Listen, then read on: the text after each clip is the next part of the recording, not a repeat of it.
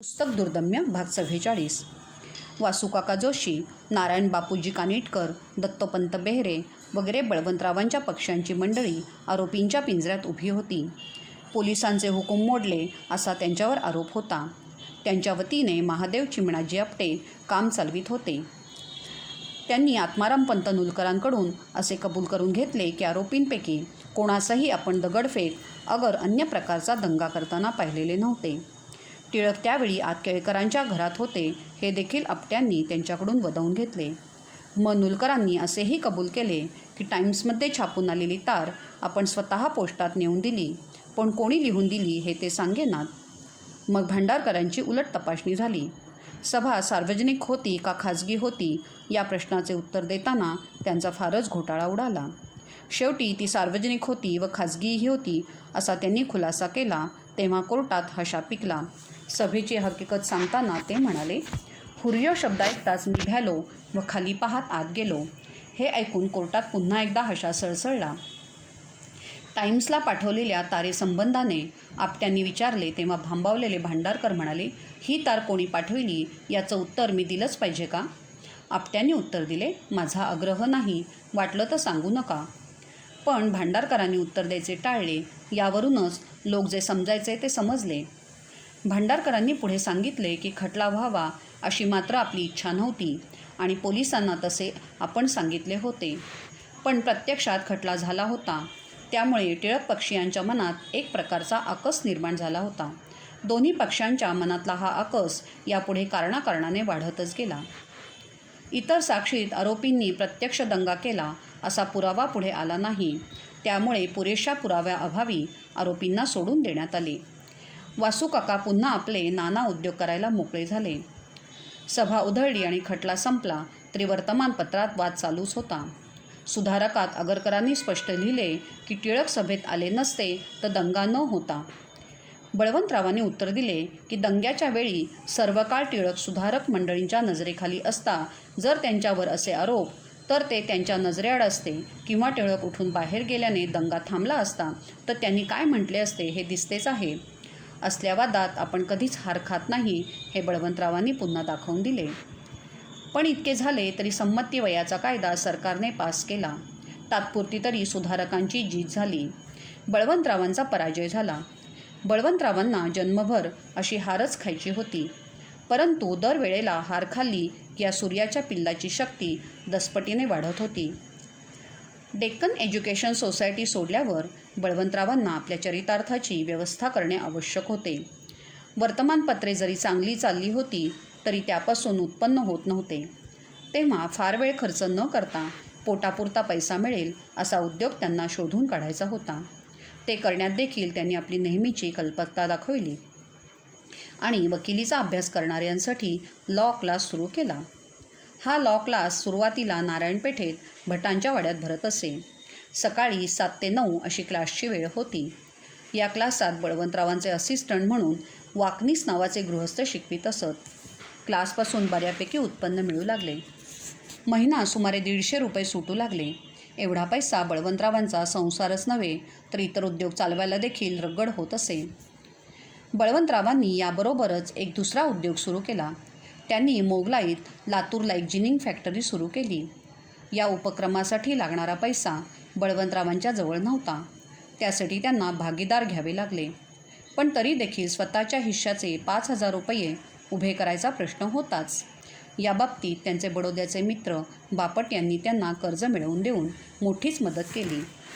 बापट हे गायकवाडीत रेव्हेन्यू खात्यात मोठे हुद्देदार होते. त्यांना ही मदत करणे फारसे अवघड नव्हते. मित्राने केलेल्या या मदतीची पुढे बळवंतरावांनी सव्याज फेड केली. लातूरची फॅक्टरी चालवायला बळवंतरावांनी धोंडूची रवानगी केली. त्याची शिक्षणात फारशी गती नव्हती, पण व्यवहाराची कामे त्याला चांगली जमत असत. तेव्हा या उद्योगात त्याला गुंतवणे हिताचे होते. धोंडू गेल्यामुळे मामींना उजवा हातच गमावल्यासारखे झाले. बळवंतरावांना देखील पदोपदी अडल्यासारखे वाटू लागले. धोंडूचा धाकटा भाऊ गंगाधर तेव्हा बळवंतरावांच्या घरीच येऊन राहिलेला होता. त्याने ही उणीव काही अंशी भरून काढली. पण धोंडू तो धोंडू, त्याची सर दुसऱ्या कोणाला येणे शक्य नव्हते. बळवंतरावांचा आणि दाजीसाहेबांचा मुक्काम सिंहगडावर होता. कोर्टाला उन्हाळ्याची सुट्टी होती. लॉ क्लासही उन्हाळ्यात बंद होता. दोघांनाही मोकळीक होती. नेहमीप्रमाणे गप्पागोष्टी सारख्या चाललेल्याच होत्या.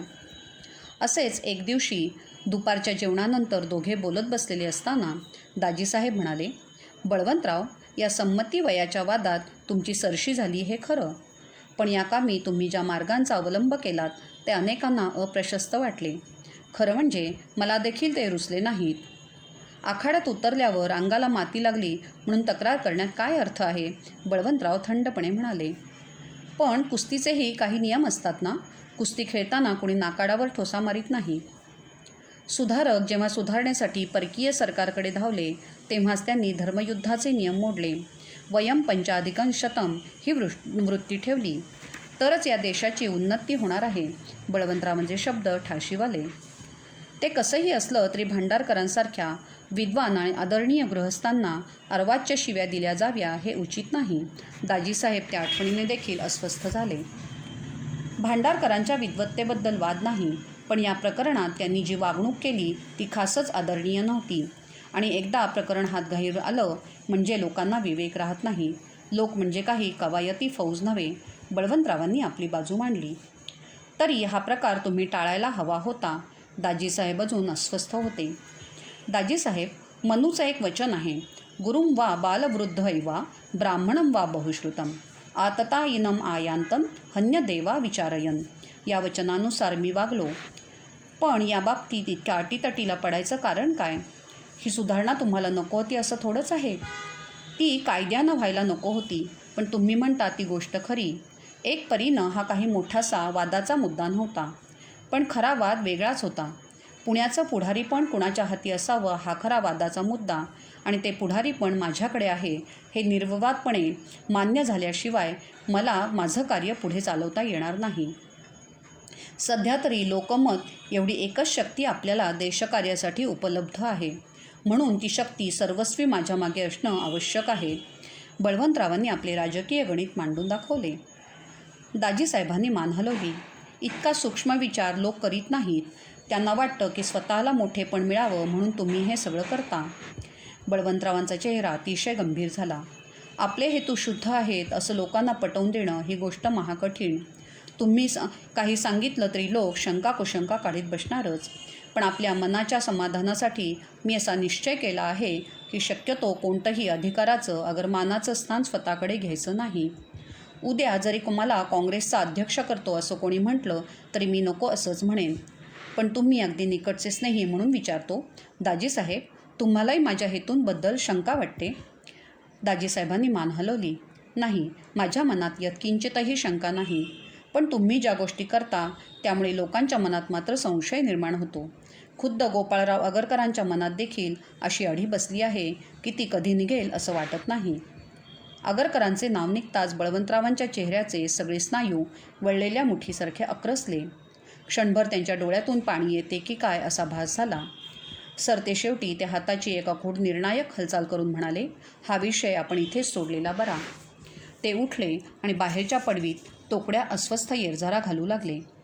त्यांच्याकडे पाहत असताना दाजीसाहेबांना एकदम जाणवले की हा आपला मित्र अगदी एकाकी आहे. एकट्यानेच त्याला झगडायचे आहे आणि एकट्यानेच जगायचे आहे.